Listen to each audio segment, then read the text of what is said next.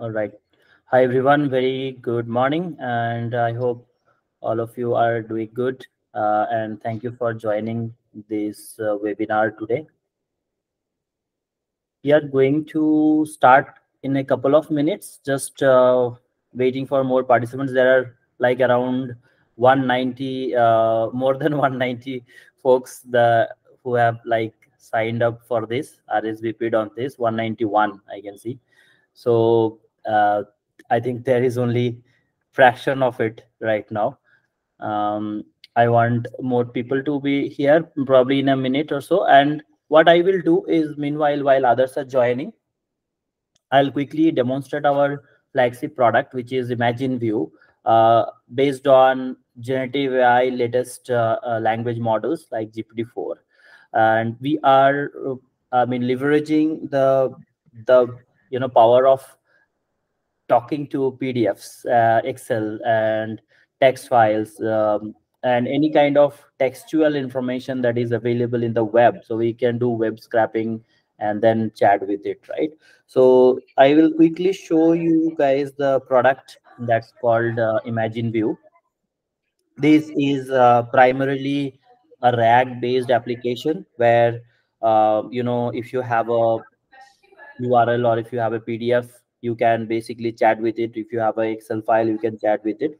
So I would recommend everyone to try out this. There is a subscription page here, and you can subscribe for free. That's you will get around 25,000 tokens when you subscribe, and you'll be able to access GPT-4 and interact with GPT-4 based API and understand how this is working and what are the behavior of these, right? So let's say once you subscribe, you would be able to come to the generative AI playground, where you can either do a normal chat or you can do RAG based chat, which is basically uploading your PDF file or uploading a URL, and you can start chatting with it. So let's say if I click here on the knowledge base miner, and I'll open this in a new tab, and then I can see two options. Either I can drag and drop PDF, PPT, CSV, doc, or text files, or I can also have an URL. So I'll quickly, as an demonstration, I'll quickly show you that you can basically go to any web page. So I'll, like, today we are going to talk about reinforcement learning as in the webinar subject. So this is a very beautiful blog by Sif Yuen. And, she talks about RLHF and pre-training for compilation. What are the methods for it, right? Data bottleneck for pre-training. So let's say if I ask, if I update this particular blog into our ImagineView tool as an URL, right? And we can see that we are able to pretty much get those answers that are available in that blog. So kind of helps you summarize it, and you can give any kind of prompt that helps you summarize and make a better response out of it. So now let's say I will ask, like, what are the data bottleneck for pre-training, right? So I'll put a prompt here.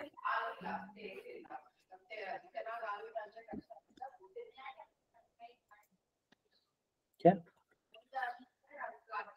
so it should ideally give me the results for, like, tokens and the equivalent to how many what is the size of it, and what are the basically the limitations with lot of data set that you have, right? So the rate of training and data size growth is much faster. So basically summarizing everything, right? So data quality, data volume, data diversity, ethical and legal constraints, computational resources, data annotation, diminishing returns, data relevance. So now this maybe is a huge, maybe I can change the prompt little bit and say, like, give me more precise answer with a summarized values and etc. Will also give you a better prompt responses, so that it's just like you do in, but it gives you kind of an ability to have better prompting techniques to find out. Huh? Tracto cancellation and This by Mr. Adib. Sorry, if anyone is speaking, kindly put yourself on mute if you're not asking anything. Yeah, thank you. So similarly, we can upload a PDF or Excel or anything, and we can chat with it. So this is a quick demonstration about our tool, which is ImagineView, and I will be sharing the sign up link with all of you. If you guys are interested, please go ahead and sign up for this. Let me share the link in the chat with all of you.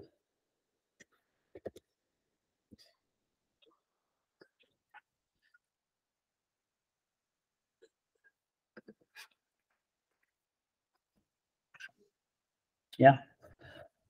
All right. So welcome everyone for this webinar, which is about RLHF.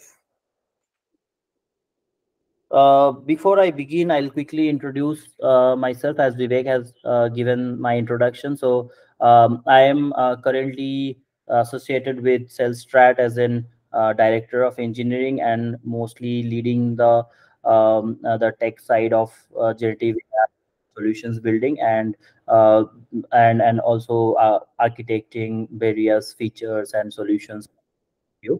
I have a huge background in IT with 12 plus years of experience. I have worked in various technologies, especially in the data engineering field, like big data, Hadoop, Kafka, ETL. And then around 2016-17, I have moved into data science. Was working in machine learning initially, and then I moved into NLP. Got interested into NLP and NLP based research. I did a lot of work strat earlier also as a learner and a community contributor, because Cellstrat is always a huge community of lot of data scientists that are there today in India and abroad. So it's a great collaborative platform that where we can contribute and learn. So it's always a great pleasure for me to present things as an webinar, and these webinars are meant only one goal that we have is to share knowledge, and that everyone understands what's happening in the industry, and we do not also have any kind of limitations that what we are going to share and what we are not going to share, because things that are happening around LLMs today, let's say, it's an ocean of things, right, that are happening. It's a lot of information, but what to learn, what not to learn, and how to deep dive into those, right? So that we are going to discuss. So everyone, I would request, if you have any questions, any doubts, please feel free to ask. Okay, so to get started, right, reinforcement learning with human feedback. Is anyone aware of what is reinforcement learning, or what do we do with reinforcement learning? Anyone have any idea about reinforcement learning? The third, I would say, third division of AI. Like we have NLP, we have computer vision, and we have these. The other word is RL, right? So let me just quickly open that. Sometimes this notebook hangs, so I'm sorry. Yeah, so today's agenda is basically going to talk about reinforcement learning, primarily about RL and what is RL, and then the applications of RL in LLMs, and the RL policies, human feedback. Human feedback is, by the name you can understand, it's more of how do you collect human specific feedback to improve the LLMs, and how do we develop a reward model, fine tune and optimize an RLHF based model, and scaling the human feedback. So this is the agenda, and I'll quickly show a demonstration, maybe not on whole running notebook, because it is going to take a lot of time, but I will just show you that where you can find out things to go ahead with RLHF, and how you can train something of your own if you want to, is a very resource extensive and I would say human extensive work, because as we say, human feedback, so it involves a lot of human interactions that helps those prompt responses make better. Okay. All right. So these are the agenda for today's webinar, right? All right. So anyone is aware of RL, as I was asking, what is an RL or what is a reinforcement learning? So before we dive into that, the first thing that is important to know is language models are there for long, and now we see large language models. And you all know that how do we actually now train these models? So there are different ways to build large language models, right? Either you train a large language model from scratch, that means you are basically collecting lots of data, curated data, and taking a base language model, train it with lot of data over a period of time. You need huge amount of GPUs, definitely. So that's very uh, I mean, heavy work, and that's kind of something that is not always easy to achieve, and not for all of the organizations or the open source communities out there, right? So what's the next approach is like to do fine tuning. While fine tuning is, I would say, fine tuning is a lot more cheaper than training an LLM from scratch, but it is also kind of having a lot of uh, challenges, like maybe it is very expensive, sorry, to collect ground truth of data, right? For tasks like that helps you make a creative uh, generation. In some cases, you see that the prompts are not giving you good output. So what's the reason? Maybe we need to improve that in fine tuning. But what happens in fine tuning is these tasks, if the tasks are not properly labeled by humans, the model will learn whatever we feed in. So if the tasks are not labeled properly, fine tuning is also not going to give us good responses. And you need good human labelers, quality of data, etc., that comes into picture, which is a challenge of fine tuning. The other challenge is like the LLMs penalize the tokens, all the tokens equally. Now, if some of the tokens, let's say you have generated a response and you got 10, 20, 30, 40, 50 tokens, all the tokens may be not equally good.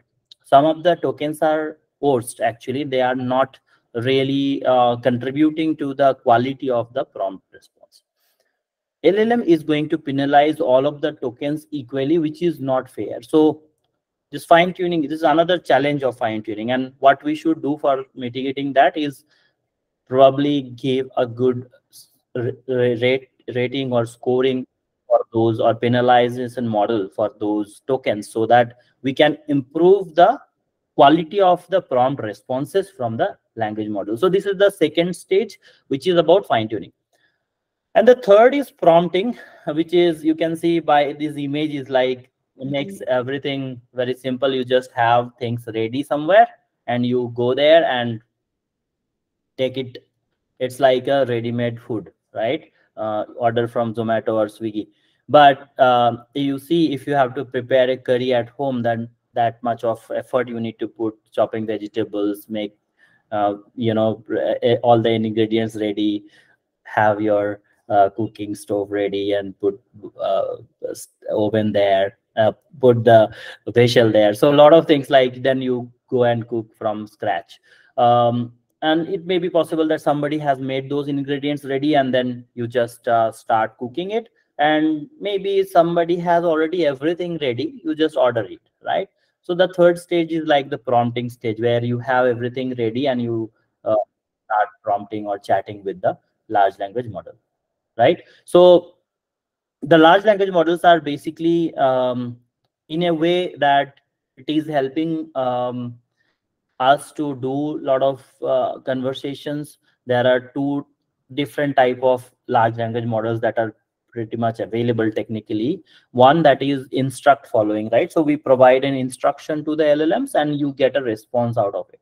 And the other is like a chat completion, right? So you have an conversation like an assistant, right? So an assistant kind of model. Now how does it different? It basically been trained with those kind of NLP tasks.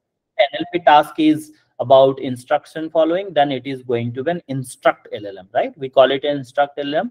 That's the one of the base LLMs. And the other is like the chat completion LLM, right? Where we are basically asking the chatbot to behave like an assistant and you are chatting with it. All right, so those are the different ways to build LLMs. Now, I'm not yet talking about RLHF, but just this is just to have a comparison that what are we going to discuss in RLHF section. I personally feel that RLHF is something that you may not require in a lot of use cases. And in a lot of the use cases, it is very much important. So how do we differentiate that where do we need RLHF and where do we don't need RLHF? Not all the LLMs, considering the ROI of it, it's not always feasible to have an RLHF based methods and use those methods. So, and maybe there are things that are coming up beyond RLHF, but for now it's basically having a LLM from scratch, like the I showed you the previous slide. LLM from scratch, then you do fine tuning methods. If both of them doesn't work, you try with more like a prompting technique like zero shot, few shot, multi shot, etc. And then the fourth stage is basically you go for RLHF method, right? So I'll show you a flow chart that actually describes that when to go for fine tuning, when to go for RLHF based fine tuning. So here you can see that this is a little bit blurry, but I will quickly have that explanation. So in the first stage, right, you have a low quality of data and that you optimize for text completion, and then you basically feed into a language model and you get a pre-trained model. So this is the first stage where we called it like you um, you have a simple LLM, right, where you get the trained LLM model. And once you have this, then what do you do is you will have a high quality data. So you improve the quality of data that you pass as a supervised fine tuning. By the way, like supervised fine tuning or SFT, right? SFT is more like it's not about sending prompt, but you train the language model, large language model, as in fine tuning method. And in this case you have two different ways to do that. One that where we actually use LoRa technique, where we freeze some of the weights and then we take I mean, we don't really touch the original LLM in any of these cases, right? So that way what happens that you do not have a lot of the huge amount of parameters trained on. And the other thing is that you also don't impact or basically modify the actual LLM that is being trained with. So let's say if a model is like Einstein, you don't change the behavior of of Einstein by feeding in with new data and do fine tuning from scratch, right? I mean, fine tuning as in with a new data set. So there is a problem that's all well known, is like called catastrophic forgetting. If you are taking a lot of new data and fine tuning with it, it is going to create a catastrophic forgetting problem. Now SFT is all about that. So you take a lot of data and you do fine tuning, and where you basically change the weights of the LLM. So let's say I get a high quality data and I do a supervised fine tuning and I get a SFT, right? And now this supervised fine tune model further goes into a category called human feedback. I will do deep dive into this part later, but just to have an highlight that what are we going to discussed, right? So now, okay, fine. So I got high quality of data. Now this model is maybe sufficient for my use case, but it may not be sufficient. In that case, what should I do? How do I improve the model further? You then collect human feedback in terms of rating and scoring of the feedbacks or the prompts that you are receiving from this SFT model, and then you actually apply some kind of classification, maybe an algorithm, maybe a model, like a reward model, and that reward model is going to be called as reinforcement learning. Okay, so here you pass a prompt with reinforcement learning, which learns from your prompts, gives a reward to that. This reward model creates a final model. Now, all of these stages, some of you, I mean, this is a very open webinar, so I do not have a specific target audience. I am assuming that all of you have good understanding of LLMs, fundamentals of LLMs. Then I am explaining this because there is a lot of background and history behind this, which cannot be covered in 1.5 hour webinar. It is focused towards RLHF. But yes, if anyone have any questions that saying that, okay, I quickly can touch upon, that's fine. I can do that. So this is what we are going to cover as a brief in the today's webinar. Okay. All right. Any questions? Any queries? Anyone?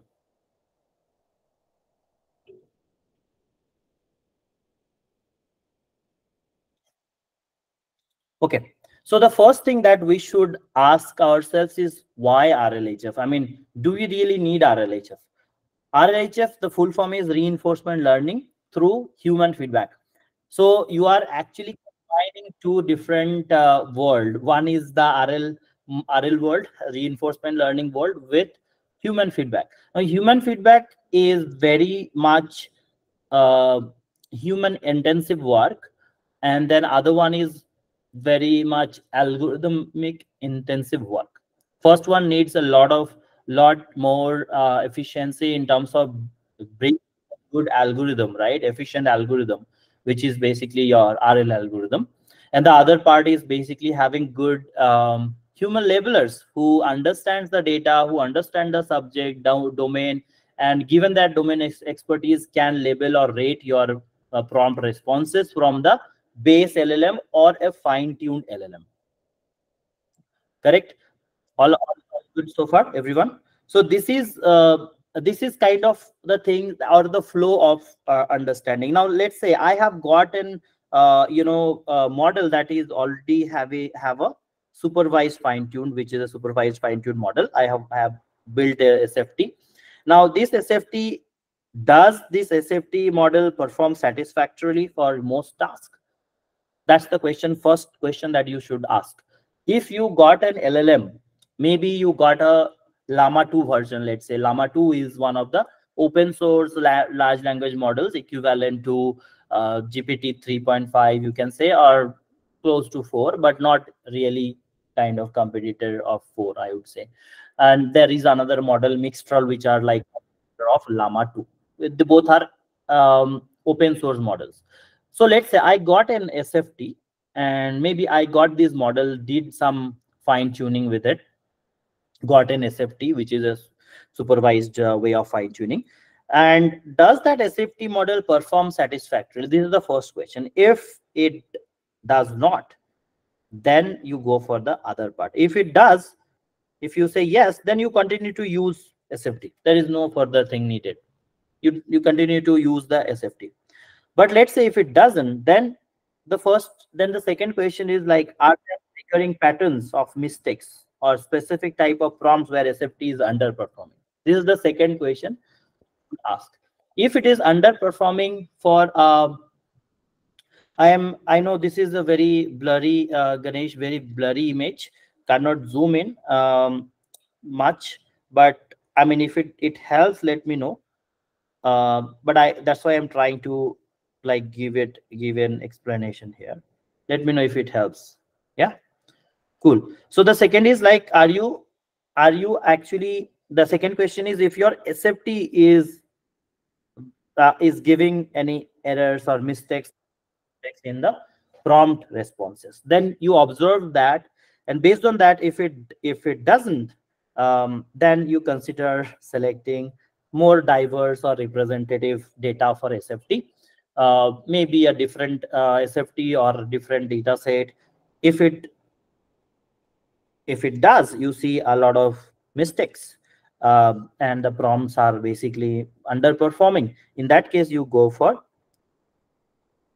other question, that is, can the mistake be corrected? Can we correct those mistakes and provide more explicit labels in SFT? Right? This is the second, third question that you have. If it does not, you cannot create or you cannot correct the mistakes by simply providing more explicit labels, because what you have done in SFT is like got a label data set, did a supervised based fine tuning. And if it doesn't, then you should ask, like, are you able to gather comparison data for reward modeling? Because this needs a lot of human effort. And if you can, then next bottleneck is like, can you afford the computational resources? Because you need a lot of intensive GPUs to do this fine tuning, right? Fine tuning itself is costlier, because you need to have hours of GPU training for getting those. I mean, depends on amount of data, the size of the model, 7 billion, 3 billion, 13 billion, 50 billion, whatever, right? So, or and based on that, you take that GPU cost, right? And if you do not have, then look for optimizations. If you do not have GPU, or you do not have affordability to have GPUs, then look for optimizations or consider staying with SFT for now. So you compromise with it. But if you have both good amount of reward modeling like human labelers, and you have GPU cost available, then you go for the RLHF. So, right, which is the last stage of getting the model trained with RLHF technique. So good so far, everyone. Why RLHF and when to progress with RLHF and reward modeling? Any questions?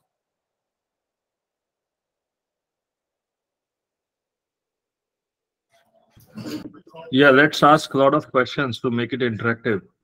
Yeah, I don't want just explain things. You will find these things in the over the internet. So let's make a interactive session. And if anyone have any, I mean, don't worry about questions being basic. Doesn't matter. Or if you have any other use case basic questions, you can ask me. Would be glad to help.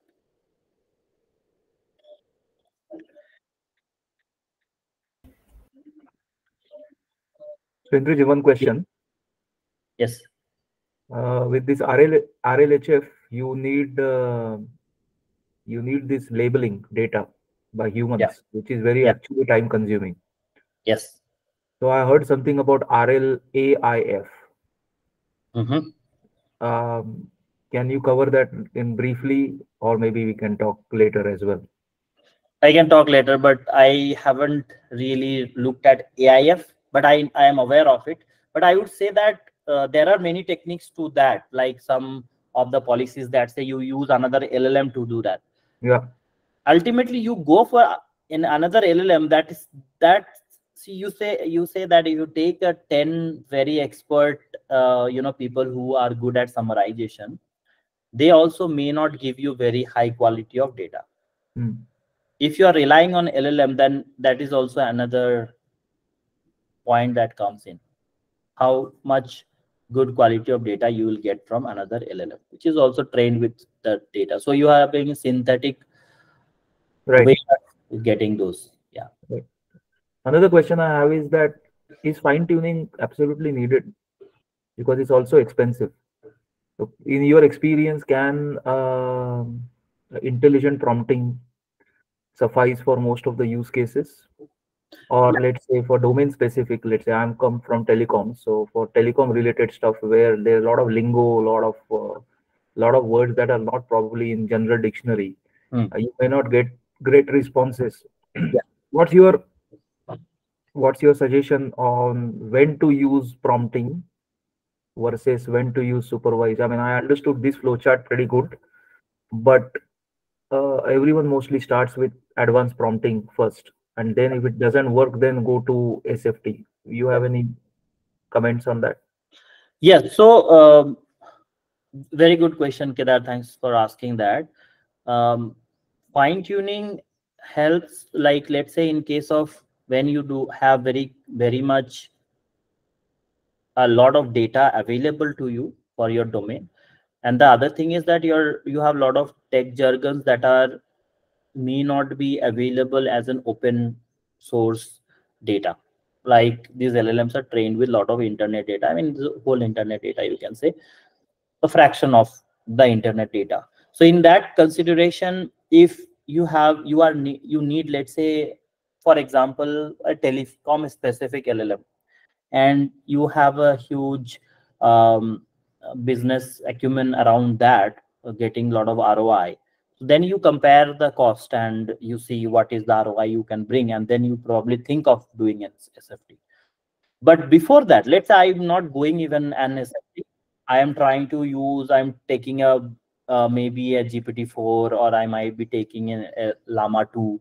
Now Llama 2 is having 70 billion till 70 billion parameter, let's say, available today, and in future it is going to be more and more. So maybe that approach, when you take a base model and you do prompt based tuning, prompt based tuning, which is basically I would say not full fine tuning. SFT is a full fine tuning method where you need, but where you do prompt based tuning, you have these complex prompting, basically providing a prompt, giving a guideline, giving a context. That model is learning from your inputs. So in case of GPT-4, it is moderated by OpenAI. So we cannot control what prompt goes to OpenAI and how those prompts are being fed into the model to do the further tuning, fine tuning. Not SFT, but it's a prompt based tuning. So let's consider that part. If we have our own open source LLM, let's say Llama 2, then you have these moderated prompts, right, from your organization. Maybe there are hundreds of employees who are basically doing prompts every day. Those prompts are collected somewhere, moderated by some algorithm or moderated by some kind of mechanism, and those prompts are only going to the model for doing the prompt based tuning. That approach, if that works, then you do not go for SFT. That helps, then we are good. But let's say, I mean, if you do not choose to do that, and let's say you go for SFT, what if tomorrow your requirement changes, your domain data also increases after 2 years, 3 years, again you have to incur that cost. So there is a drawback, and there is also a good thing about that. But if it doesn't ultimately solve your problem with SF, I mean with prompt based tuning, then you go for SFT. That's the simplest answer, I would say.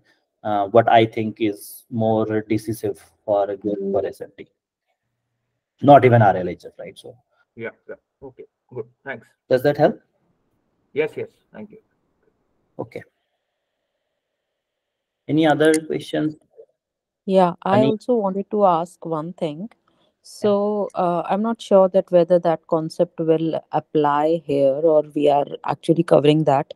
So when we are actually doing SFT and we have a federal learning system, so I'm confused that does it apply here? Like, can we apply federal learning infra to the like this framework that you are showing? Federal learning in the sense, sorry, honey, if you can explain me, I'm not. Yeah, so I'm in the federal learning. What we do is that rather taking data to the model, we take model to the data in the layman terms. So it's a kind of the privacy where we want to maintain. So when we are doing SFT, the privacy of the data will not get compromised of the organization. Although it's an evolving field, but maybe maybe we are not using But this concept now. yeah, I Yeah. think a fundamental thing that lies, honey, is a very good question about this. I mean, if you bring the data, bring the model to closer to data, see, it's a very common phenomenon from the big data world as well. Yeah. Where you actually put the algorithm where the data is rather than bring the data where the algorithm is. But it fundamentally, it just changes the efficiency of gathering the data or getting the data to the model, but it doesn't, it improves the efficiency of the responses. But in case of LLMs, I would say fundamentally you are actually, what you are doing in SFT, you are changing the weights of the model. If you are the weights of the model, the be it the data being with the same GPU server, you might reduce the amount of GPUs needed, the amount of memory needed, you reduce the cost. But ultimately that is going to incur cost, which is maybe, let's say if I have 50% cost, then you might consider going for SFT. So that might help in that direction little bit. Okay. But fundamentally the LLM's learning process remains same. Okay, thank you so much. Yeah.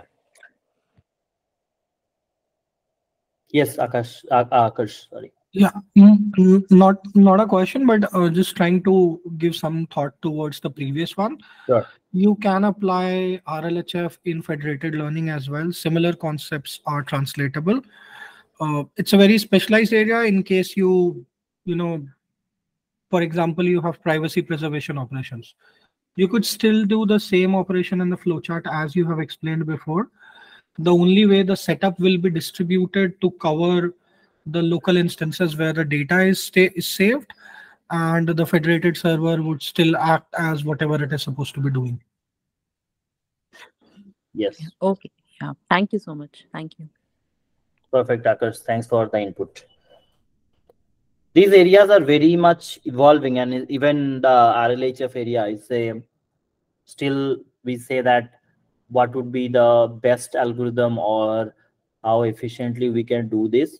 I would think that I personally feel like in maybe a couple of or 6 months or maybe in a year, we will see a lot of advancements in this, and maybe people will focus in reducing the cost, because that's one of the huge challenges of SFT, and then going for RLHF things. Okay, so this is one of the very interesting image by this scientist known as Chip Huon, right? So unsupervised, if you have an LLM which is basically big monster, let's say, having unsupervised data, there is no the whole internet, you just extract and train with LLM, right? And LLMs, and so in this case you have a lot of toxic information, maybe things that are not really I would say authentic as an information, and not maybe shareable information, PII data, a lot of things that are going into this as a, I would say, dump from the whole internet. So that's your unsupervised LLM that you get, and from there you do SFT, where you get this face, a little bit of targeting around a specific task. Let's say if it is instruct LLM or if it is an assistant LLM. Then you see that it has got a smiley face, right? Which is the RLHF thing, that you make it more human aligned through a human feedback. Something like if you have an information that is basically, say, if I ask how to hack my neighbor's Wi-Fi, and you are going to get that response.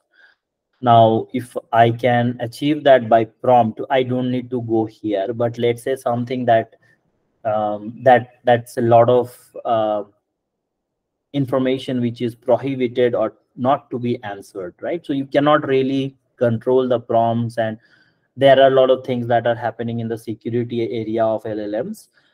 Considering that, we might think of getting these specific human feedbacks ratings for the prompts, and maybe eliminating those prompts which are not really suitable for your organization or your kind of use cases.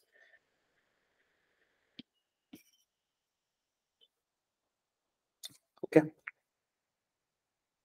All right, so let's get into RL, because this is about RLHF and the RL part, which is the reinforcement learning.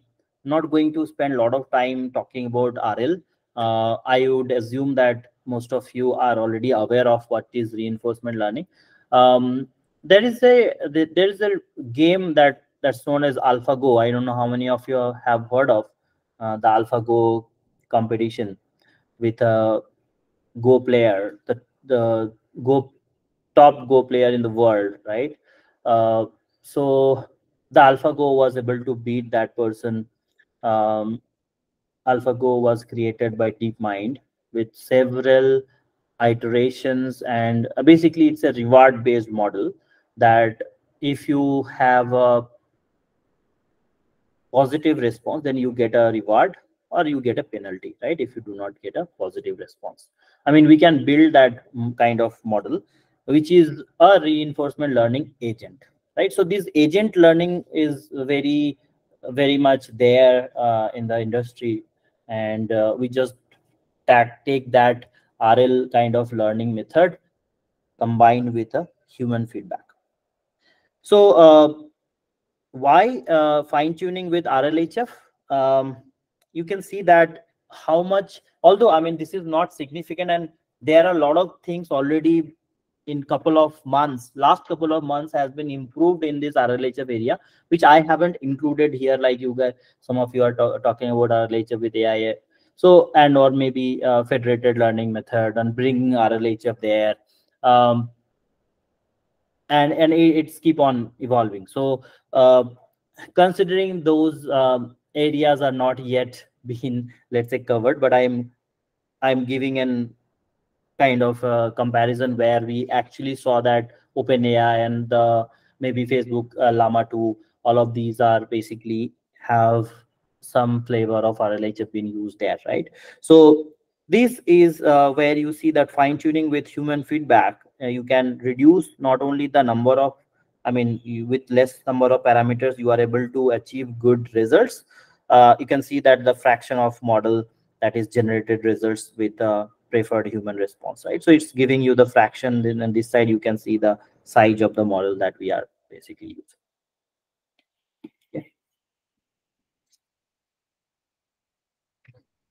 Okay, so a quick definition of RL algorithm, reinforcement learning. So you have an environment, we have an action. Based on the action, you get a reward, and based on that reward, you will have an observation. Let's say either you get a good reward score or you get a bad reward score, which is basically penalty or reward, whatever you say, right? So so now next, going to this reward model policy, can we apply the RL policy in our LLMs? Can we apply the same RL policy in the training of LLMs, right? So that's where we bring these RL algorithms to, let's say, rate a prompt or give a score to a prompt. For example, let's say we are training a LLM with a summarization task, and based on that, you have these sample S where you are going to have a prompt like summarize few points about Python in 20 words. So it says, the first one says, Python is a high-level interpreted programming language known for its simplicity, readability, and versatility, and extensive libraries for various applications. And the second prompt, it says, let's say, Python is widely used for web development, data analysis. So maybe the first one is having a score, the second one is having score, more or less doesn't matter. Now based on the score, you can say that whichever response is giving you the better output. Prompts, I have just shown here one prompt, but it is combination of, let's say, two different prompts. Not the change in the prompt, but let's say twice I have asked to the model. Every time you ask, you will get a different response, right, from the model. And then you guys might have seen in GPT, there is a like icon. So you can actually like those prompts to vote for it. And that kind of helps OpenAI to improve or basically learn from your responses that you have received, whether it is a good response or bad response. Okay, so now these responses are, let's say, as a human, we are liking those responses or we may be disliking those responses. If we have to do that, something like that in our own organization, it is kind of, first of all, that it is challenging in terms of getting that much of humans to actually give a rating. Let's say if you get it also, how do you actually moderate those ratings? That means that helps you control what to be used for the RLHF training, right? There you need an automated way. That automated way is this RL algorithm, the RL agent, right? So you feed this prompt along with the response, I mean prompt responses, and that is basically rewarded by this RL agent. Can this RL agent initially do this? It is not being trained with anything, let's say. So obviously it is kind of not possible for the RL agent to learn immediately about what is a good prompt and what is not a good prompt, right? And for that we need to give these human labels with a preference. So this is the RLHF agent, let's say the RL policy model, just for an example. And this policy model is having an action. So you see that I was talking about this AlphaGo, or let's say consider chess game, right? So in a chess game, the whole chess board is the environment, which is basically playing a big role um, in terms of how the behavior of the agent would be, right? If given that environment there is a state, so that state is initially, let's say the players are in the position 0, right? Wherever their position is, let's say the players in a position 0, and then one player moves to another cell. So this is basically the change of the state. Now this move is a positive move or negative move. Should it be given a reward or should it be given a penalty? That's what actually been learned by the agent.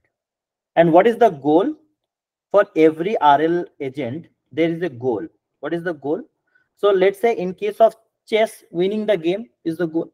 In case of AlphaGo also, winning the game is the goal, right? Until it wins, it is keep on having this action state reward being used. Okay, so you have an action, goes through the environment, you get a state change, right? Objective is win the game. And this is what is going on with an RL agent. Are we good so far, everyone? Any questions? The goal of the RL agent. So then we will, once we understand RL agent, then we are going to combine human feedback with RL, and then you can call it RLHF. I'm trying to make it very simplified to a lot of folks because this is a versatile webinar, and there are different people, different background. Some people have very good understanding of, let's say, beyond RLHF maybe, and some people have very fundamental understanding of deep learning. So given that, or maybe LLMs, right? So given that, if this is understandable, I would think that it is kind of helpful to all of you. Any questions?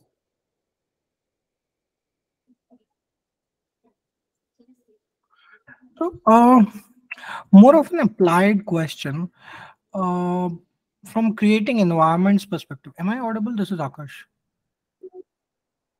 Yes, Akash. Yes. Yeah. Okay.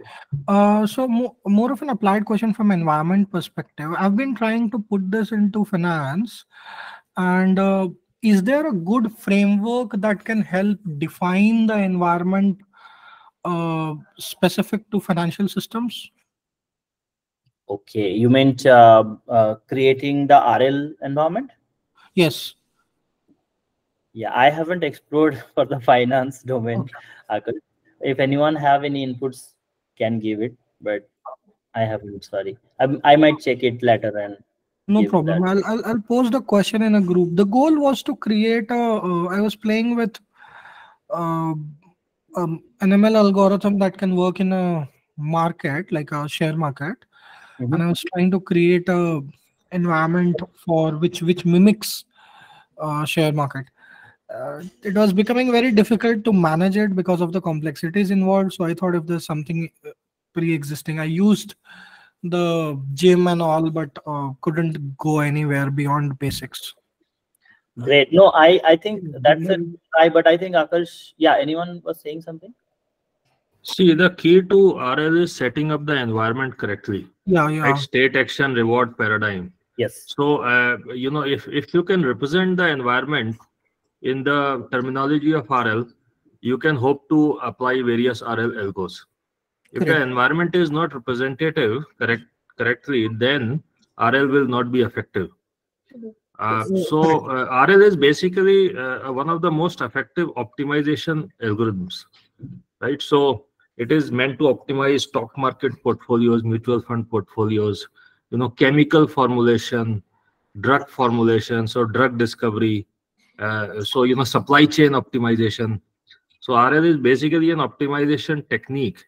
But setting the environment is 50% of the challenge. And after that, if you get the environment right, then seeing which algo will do the job is the remaining 50% of the challenge. So gaming is, of course, one of the largest consumers of RL because gaming is all about optimizing player performance, right? So even sports, etc. We have a course and a pack in Self-Hub on RL, but we haven't had a chance to delve in Self-Hub beyond that, really.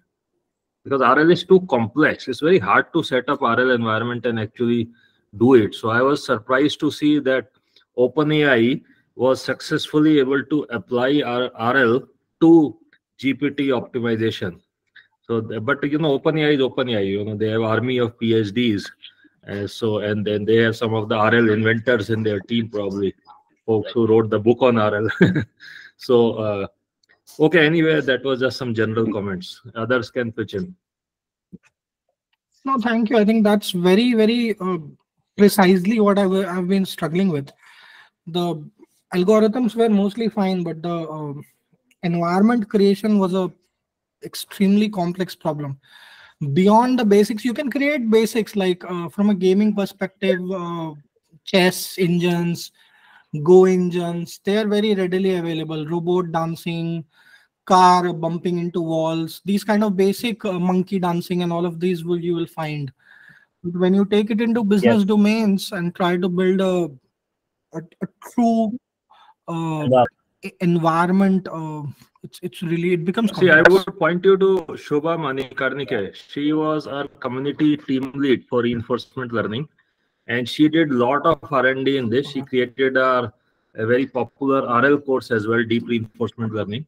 So she did a lot of study of this, and she studied the core book by Rick Barton of University of Alberta, who was sort of the creator of RL, one of the first pioneers. So Shubha can help a lot actually, and in fact, she was showing me some demos on financial modeling as well. But yeah, I think Sunil has some comment here. So thank you, Vivek. I want to kind of divert the conversation from the what to the why, and I'm not a technical expert, but why should we consider RL in a setting? And the reference point I'm giving, since you talk about gaming, is chess as a computer operated game has been there for decades now. It has evolved, right? If you look at any of the other gaming platforms, whether it's Nintendo, PlayStation, they handle a lot of very, very complex simulations, right? Because they have to anticipate how a gamer will play and they have to respond, right? And I've played FIFA a few times, and it's extremely complex in terms of how they model. So why should one consider RL? What is the advantage over the existing capabilities that are out there?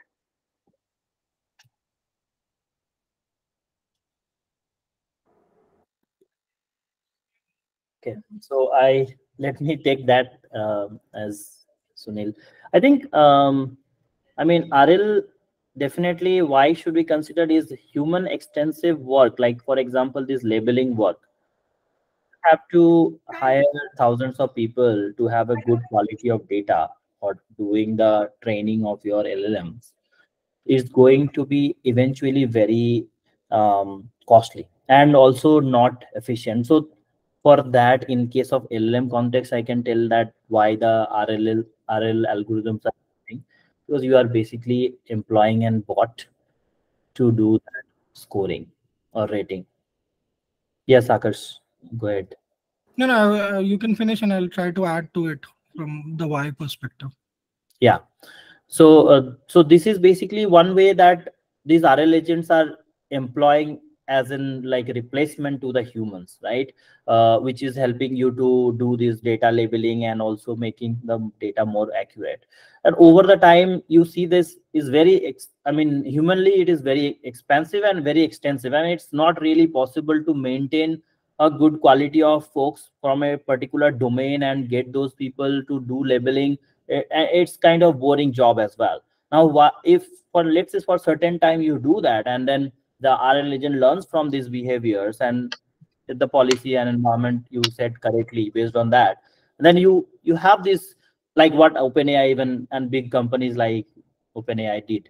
So considering that, I think RL is playing a major role here, and this is what I think why the RL has been used. But I beyond that, I mean, if Akash, you want to add, please. Yeah, I so can add I few think, things. sure, please add. Okay, sure. So what I can add is, see, in gaming, I'll say the difference between what in finance and gaming. See, gaming is a constrained environment, I would say, when compared to finance. See, RL in a gaming, you know which dimensions that you can you get the rewards from. But when it comes to finance, right? See, it's a complex problem which involves various factors. Like some in one country there was a bomb blast, then you see that stock market going down. So it's a totally different.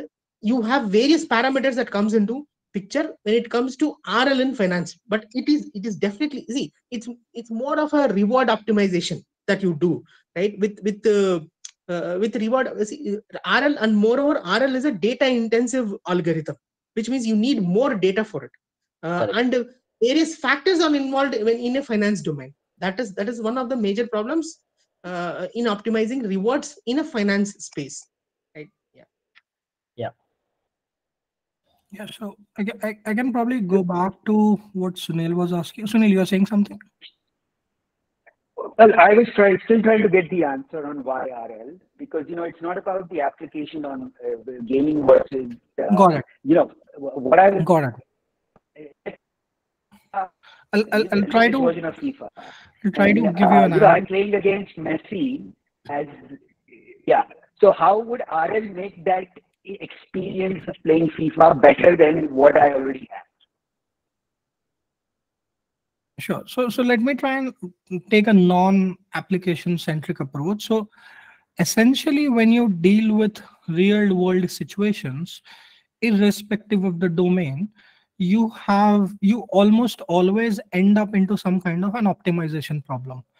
An optimization problem, as I think Vivek was mentioning, is essentially a very heavy constraint programming problem. It's not about the algorithm, but it's more about finding that state in which there is, let's say, an equilibrium between reward and penalty, as we call it in RL.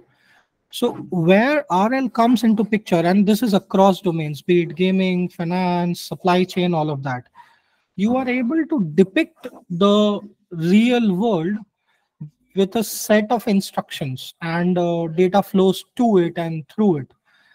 And then what happens is you have the model of a real world of a system. Just give me a second. So you have the real world simulation. And then what you do is you try to throw in your problem, specify those constraints, and try to improve and optimize. So essentially, RL is helping you simulate your problems better. Now, going back to your FIFA question, let's say you have a certain state where you're trying to kick from a corner, right? And the behavior of the players are becoming predictable. And the goal is to make it, as unpredictable as you want for players to play. So what a gaming company would do is try and optimize for unpredictability. Now, unpredictability is a very hard thing to do when you think in terms of an algorithms. But what RL does is, given the correctness of the environment, it's able to rightly simulate that playing conditions and then optimize for less predictive behavior for the gamer. For supply chain, it could be understanding the distribution networks and all of that. For finance, it could be understanding how a certain pricing is behaving given the different market dynamics. So essentially, it's an optimization and simulation engine. And then when you break machine learning into it, it becomes an incredibly powerful tool for you to solve different kind of business problems and domains. Yes. I hope that answers some of the why. Yes, thank you, Indrajit. Yes. Can I add something here? It's Modibo here. More importantly, Hello. there's one spacecraft video that DeepMind has published. Just go and watch it. You'll get a better picture of how it is being used. Yeah. Yes, Kalyan, thank you. Monimai, you can go ahead. So I think coming to your question on the gaming and things, let's think about a chess game, right? So chess game, there are billions of states can be available, right? And you cannot explore all the states, right? But you still need to really to get the how the system will be behaving, right? So what RL does is that it just learns from means some of the states, whatever it can explore it, and then it's actually by rewards and things actually it refines itself. Okay, we cannot explore all the states, but we want to use some states which it knows, right? And from this it actually generalizes stuff. Okay, so that's why the IR's main objective is the long-term reward it tries to optimize.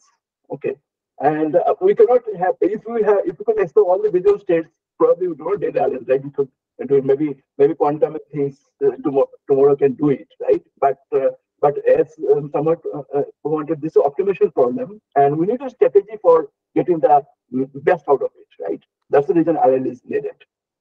Thanks. Yeah, perfect. Thanks, Manimai, for the inputs. So I think it's a great discussion so far, and thanks for all the inputs that everyone. Even AlphaGo there is a YouTube video cascade. I mean, it's 1 hour, I think 1.5 hour video.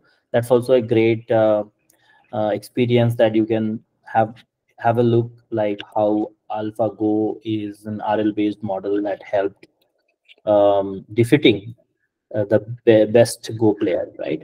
So it was not an easy task, and there's a huge amount of computation and as well as learning that they have done over the time. They built the environment over the time, talking to a lot of Go players over the world, that they have given input, visiting the office as an with sitting with the algorithm experts and the developers, and they built the AlphaGo algorithm for over the period.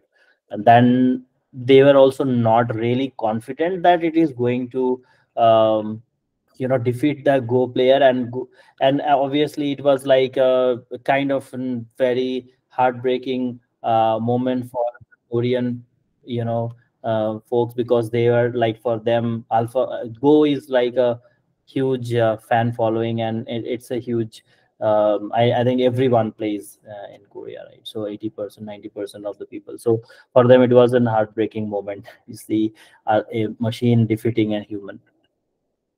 But considering that, so definitely there is a huge potential in every aspect, and you guys have summarized that well. So thanks for all the inputs. Let's move ahead. Okay, and then we can go to the conclusion of this webinar, because we are almost closing near to the time. Okay, so the process is like, you collect the human feedback. In case of LLMs, you collect the human feedback. You have various policies that are used for sampling a set of summaries, let's say, and for the 2 summaries, you get a human who says that, okay, this is the rating or this is the score, right? And then you get those scores, feed into a RL or reward model, and that reward model is going to give you a loss or score. That based on that, you collect those human feedbacks which are basically rated well by the RL policy, and this is what you are feeding into the model. So in very quick overview, like you have these prompts data set, you have so many of sample prompts. This is basically the initial LLM that is you might have got as an open source model, or maybe you have your own LLM, and you get these humans for scoring the prompts, right? So these prompts that are maybe scored from high to low is giving as an output to the reward preference model, which is going to give you a score for those prompts. Okay, each prompt is, once it is rated, let's say I have an example like there is nothing you can do about hot houses. Prompt is my house is too hot, or you can cool your house with air conditioning, or it is not too hot. So in this case, if I have 3 human levelers, they are going to rate those, and based on that score you collect those human feedbacks, rank them correctly, and based on the rank that you are feeding into the RL algorithm. So the RL algorithm actually gets this particular prompt, a dog is a furry animal, let's say, and it gives a score to it. That score determines how good or bad is the response. Okay, now here you see this RL algorithm, just, I mean, it's a black box that we don't know what RL policy we are going to use. So one of the popular policy that are being used with LLMs are called proximal policy optimization, PPO. There are PPO and DPO which are getting popular, and there are things that are happening with DPO that it is saying that you don't need to use that much of maybe reducing the amount of human effort. So I am not going into deep dive into the each of these algorithms as per this webinar, but going to give you a glimpse of that what is this PPO is doing here, right? As an example. So what happens is, like, you collect these prompts like a dog is a furry animal, or this house is very ugly, right? So each of these are going for the base LLM, which is the instruct LLM that you got after SFT maybe, or yeah, SFT, let's say. So now each of these prompts are going to feed it into the reward model. The reward model is going to give a score to it, right? And this score is going to be passed to the value function, which is going to tell me that what is the total reward for the particular prompt. The total reward determines the basically KL divergence. There is a value that actually tells you how good or how bad the reward is. Okay, so I'm not going to really go for these mathematical terms for now, given the time that we have. If I quickly summarize it, I have an initial model. I got some prompt here, and you feed that with a tuned RLHF. So you notice here that we do not really touch the actual LLM weights, but rather what we do is, with this tuned language model with the RL policy, we get a reward system that we are actually getting as a score to it, right? That's what we are feeding into the reward model. And this reward model is going to give me the reinforcement learning, which is basically, again, go back to the cycle. So this is happening at this stage that we are actually adding with our initial language model weights.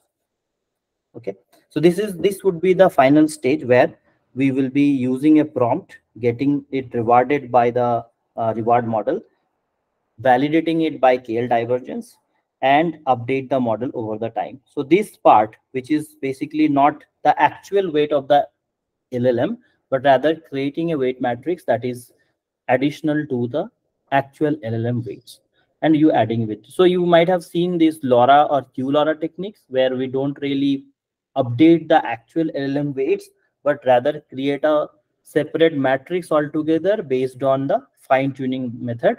Similarly, with the RL algorithm, we can have a separate matrix, weight matrix, that is being trained with prompts that are basically rewarded by the RL algorithm. Okay, so how do we do that? I mean, I wanted to show a quick thing that there is a tool, like there are many tools available called RL Studio, and there is a tool called Label Studio. So you can actually have this thing started locally, and you can feed your data to that RL Studio, Label Studio, and that Label Studio can be used for labeling your data set. So let me see if I have started this on my machine locally, and I'll quickly jump into that. So let's say I have got a project created here, Generative AI Human Feedback with RLHF. And I've got some prompt and the answers to that. For example, let's say what is the latest news on stock market. So I have got two responses. Let the spotlight shine on something big, something that matters, or here are 5 things you should know about market. So you can choose any of these, select that and update it. And this is going to be like captured from this Label Studio. This is the part where you are using human, maybe you can share with a lot of people, and I mean the extensive resources that who are going to label this information and prompts basically, and then based on these prompts you can create your labeled data set, okay, which we will be using to feed into your RL algorithm for further reward based model training. Once your RL agent is trained, let's say PPO or DPO, then you are continuously able to use it, and you no longer required to have human label for that until you achieve a certain accuracy of your prompts or better prompt responses. Okay. All right. So far, any questions? Anyone? So one very slightly digressing which related question. I was looking at Kalman filters. It's not really an AI topic, but it uses somewhat similar high level algorithm, right? Yes. So instead of the supervised piece, there is a measurement piece, and then it uses these weights to dynamically adjust the which measurement it's going to give priority or the estimate. So Yes. is there anything that combines the best of the two worlds, like Kalman filters and RL, or is there anything like that? I haven't seen that really, Ayush. But what I understand is like in the yeah, anyone saying something? What I have seen is with this Kalman filter, and also especially in the RL models, what happens that there is a term that is being used, which is whichever is preferred as an RL, let's say as given reward, but actually choosing that, and you don't really compare with two different outputs that you are getting. Unlike the supervised model training, in that supervised model, what happens if there are two different outputs over, I mean, if we talk about the graph, you may consider those which are maybe not totally differentiable, in the sense that in Kalman filter, let's say if I have two graphs, I will be actually choosing this part which is I've got as a response. But in case of normal SFT, it's the whole area that is being chosen, right? Your question is more of like, can we combine these two words? Is it, Aish? Yeah. So it's at a higher level, right? I mean, it's at a much more dumber level rather. So like, is there any, so Kalman filter was developed by Professor Kalman, and it was at a time where AI did not exist, right? And it was very mathematically focused on assigning weights, and then how he extended that problem to using matrices and like kind of expand that application of it to any generic problem. Yes. And so he did most of work there. But then with now that we have AI, so that estimation piece of it inside of Kalman filter could be done with a black box estimation tool, right? Which is AI. So I was thinking from that terms that if there is any stream or any research on how to improve the Kalman filter using AI. I think there are a lot of things going on, but I'm not, I mean, a lot of things in the sense in this area, especially every month, there are 5, 10, 20 papers only just around this. So I haven't explored if there are things, but there might be. I mean, I'm not sure if anyone have. Yeah, there could be something that is going on with this. And this area, I believe another couple of years, which is kind of less explored. I mean, you see that last when LLMs were there, when LLM came just 1.5 years, we see so much of development there, especially in the fine-tuning methods and everything. RLHF is something I would say still less explored, even as Akash was saying, like there are no good environments available. Maybe there are a lot of open source tools that will be coming in future, which will be having the ready-made environments provided, and you try out with those RL environments. Similarly with KL, KL divergence, Kalman filter, all of these, I think definitely there would be a lot of things that are already going on as a research, but coming to tool or ready-made stuff, maybe it will take a little bit longer time. I see. Yeah. Okay, thanks. See, I mean, a lot of AI is based on statistical, models. So there's a lot of overlap. So Kalman filter will find a reference in many AI research papers, and there are some AI variations of it as well.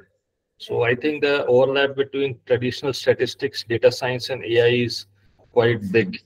So it's hard to say where statistics or data science ends and AI starts, because AI itself is based on lots of statistical data science models.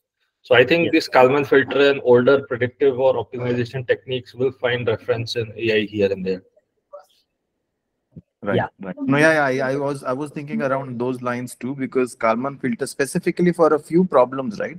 Like a lot of these drone industries, which is apparently booming, at least in India, all of those guys, they just blindly use Kalman filter for motion prediction and all that.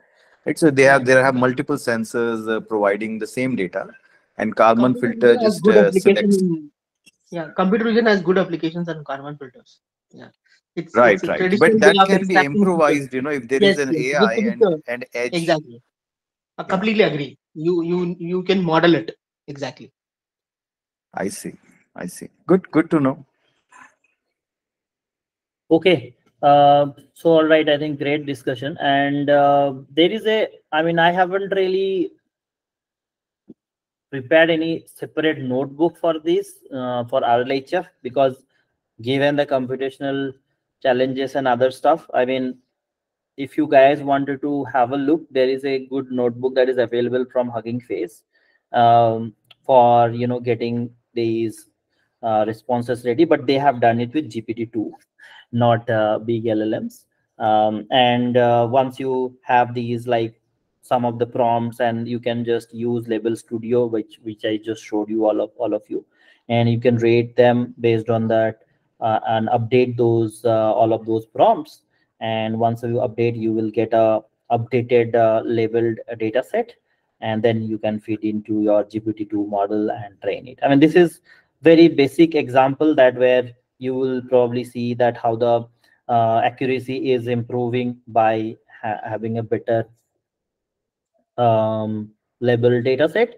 And then here you see the PPO is being used for training the whole model. Sorry, in the interest of time, I could not explain the whole notebook, but if anyone would like to explore it further, please feel free to do so. I'll share it here. And if you have any questions, you can reach out later as well to us, and would be happy to discuss on this. All right, so with that, I would like to conclude today's session. And if any questions, let's take those questions. Yes, Sunil, go ahead. Any book references apart from the what's called Sutton's book?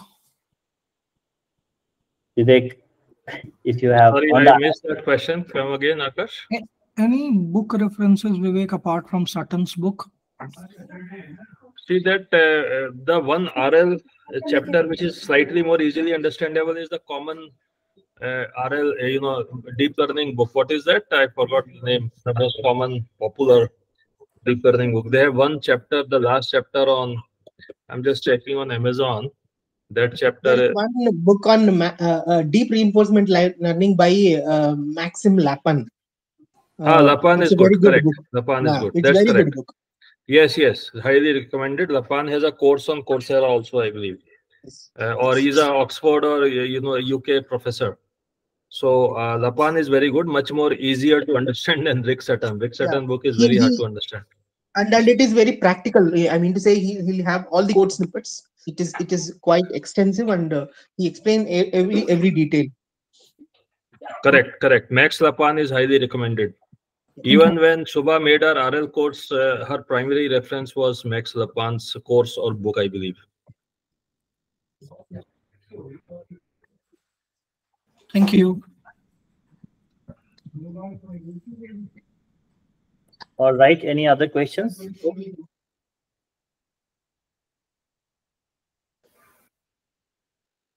Sorry, did you share the notebook, Indrajit? I did not see Shared it. in the chat. In the chat, is it? It's there in the chat. Please check that. Yeah. Okay.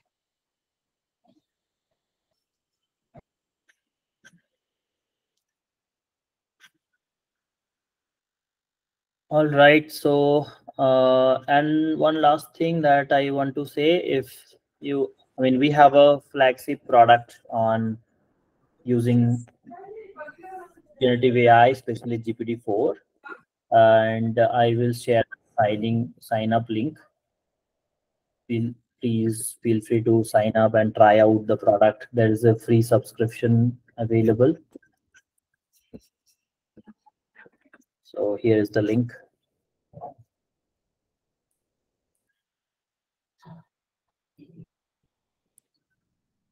Okay, any other questions? Sunil, is that the previous hand raise, or you have any new questions? Let me know. I want to check where can we get the no, sorry, it was the previous one. Okay. Yeah, okay. Yes, Muzammil. Where can we get the recording of this session? Is it? It will be uploaded in YouTube, right, Vivek? Yeah, so our AI Lab members get the webinar recording sooner, and after a few weeks, it is open to public on our YouTube channel. If you want to become our AI Lab member, do reach out to me. My number has been shared in the chat. I am sharing it again. So you can become our AI Lab member for collaborative research, and our members get access to the recorded webinar sooner, and even the public gets it, but after some time through our YouTube channel.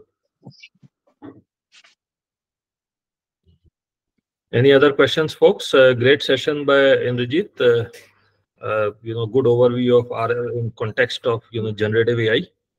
Any other questions? Okay, Indrajit, are we done? Yeah, we are done. Thank you, Vivek. Okay. Thanks, Thank everyone. you all for joining then. Do reach out and let's collaborate.